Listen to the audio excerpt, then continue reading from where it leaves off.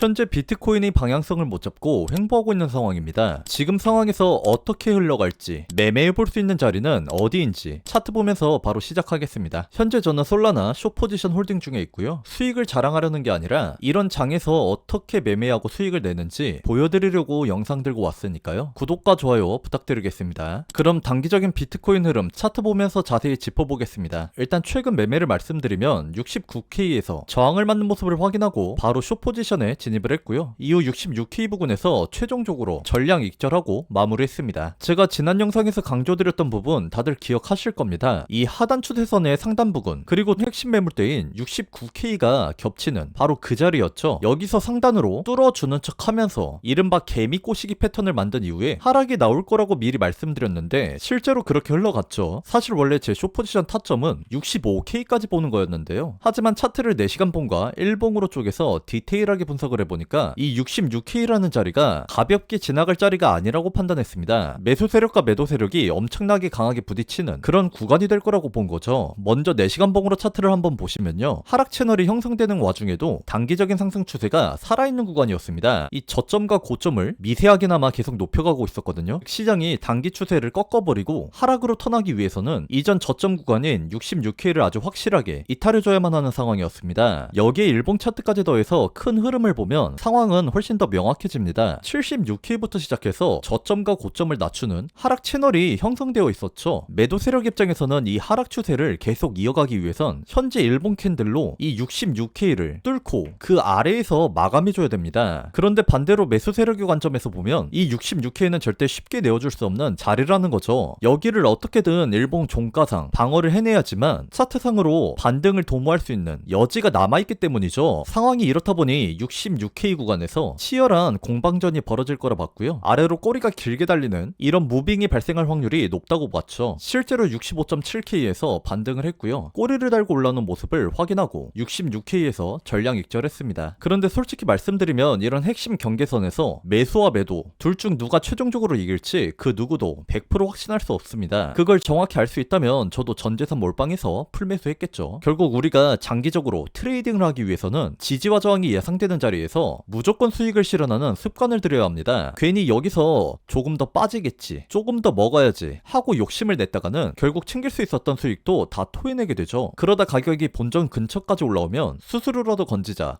하고 이상한 자리에서 포지션을 던져버리게 되죠. 그리고 꼭 내가 팔고 나면 보란듯이 가격이 다시 내가 원래 예상했던 방향으로 크게 움직이는 경험 다들 해보셨을 겁니다. 저 역시도 과거에 뼈아프게 수없이 경험해봤던 일이고요. 그래서 이런 핵심 타점에서는 무조건 반이라도 익절해줘야 되는 겁니다. 그래야 심리적으로 우위를 점하고 남은 물량을 여유롭게 컨트롤하면서 트레이딩을 이어나갈 수 있습니다. 그래서 현재 상황으로 다시 돌아오면요. 현재 비트코인은 단기적인 방향성을 잃고 횡보하고 있는 상태입니다. 그래서 저는 섣불리 방향을 예측해서 먼저 진입하기보다는 비트코인이 확실한 방향성을 잡아줬을 때 거기에 탑승해서 매매를 진행하려고 합니다. 먼저 이대로 반등에 성공해서 69K 매물대를 다시 강하게 돌파해준다면 그때는 롱을 잡아서 1차적으로 72K 그리고 최종적으로는 76K까지 열어두고 수익을 노려볼 생각이고요. 반대로 상승하지 못하고 다시 하방 압력을 받으면서 65K 지지선을 완전히 깨버리는 움직임이 나온다면 그 순간 숏으로 대응해서 1차 목표가 62에서 63K 이후 흐름에 따라서 최대 60K까지 하방을 열어두고 대응할 계획입니다. 정리하자면 지금은 방향이 나오기 전까지 인내심이 필요한 구간입니다. 아마 다음 주가 되면 방향이 좀 잡히지 않을까 싶고요. 저는 시장의 흐름과 차트가 그려주는 방향에 맞춰서 유연하게 매매를 준비해보려고 합니다. 코인 시장은 24시간 살아 움직이고 실시간으로 타점 또한 바뀌니까요. 구독과 좋아요 눌러두시면 새로운 흐름이 나올 때마다 바로 말씀드리겠습니다. 그러면 이어서 중장기적 관점도 한번 살펴볼 건데요. 결국 지금 상황은 아직까지 하락 추세의 무게감이 더 실리고 있는 상황입니다. 이 69K를 깨고 지지를 해주면 상승 전환의 가능성이 있을 수 있겠지만 그렇지 못한다면 저는 60K 아래까지 빠질 가능성을 높게 보고 있습니다. 최대 52K까지요. 하지만 52K까지 빠진다고 끝이 아니라 이때부터 진짜 대상승장을 기대해볼 수 있다는 겁니다. 왜 그렇게 되는지 천천히 설명해 드려볼게요. 먼저 52K까지 가격이 밀리게 된다면 가격의 저점은 내려가는데 RSI RSI 지표의 저점은 오히려 올라가는 이 상승 다이버전스가 걸릴 확률이 굉장히 높습니다. 이게 무슨 뜻이냐면 시장의 매도세는 점점 말라가고 반대로 세력들은 밑에서 조용히 매집을 시작하고 있다는 강력한 시그널이죠. 과거 차트를 복귀해보면 이 상승 다이버전스가 나오고 나서 비트코인은 항상 크게 상승을 했습니다. 2021년 고점 대비 50% 하락했지만 다시 130%의 폭등이 나왔고요. 2022년 고점 대비 70%가 하락했지만 무려 400% 가까운 랠리가 나왔죠. 2024년 30%대 조정 이후 120% 올랐고요. 2025년에도 30% 조정 이후 70%가 올랐습니다. 특히 2022년 같은 경우에는 일봉을 넘어서 주봉상으로도 상승 다이버전스가 걸렸는데요. 보시면 아까 일봉상 걸렸던 구간들은 가격의 저점과 함께 RSI도 내려가고 있는 상황이죠. 이렇게 캔들 프레임이 일봉, 주봉 커지면 커질수록 그 이후에 나오는 상승폭도 훨씬 더 크다고 보시면 됩니다. 그래서 보통 일본 기준으로 1, 2년 주기로 이 상승 다이버전스가 출현을 했는데 저는 지금이 딱 그 타이밍이 도래했다고 보고 있습니다. 그래서 어디까지 오를 거냐 계산을 해보면 이번에 최고점에서 52K까지 빠지면 대략 50%가 넘는 조정이 나오는 건데요. 이 과거 패턴을 대입해보면 바닥을 찍고 나서 최소 100% 이상은 올라가야 한다는 계산이 나옵니다. 전고점인 76K를 가볍게 뚫고 그 다음 97K 그 이상까지도 충분히 노려볼 수 있는 흐름이 만들어지는 거죠. 그럼 왜 하필 52K인지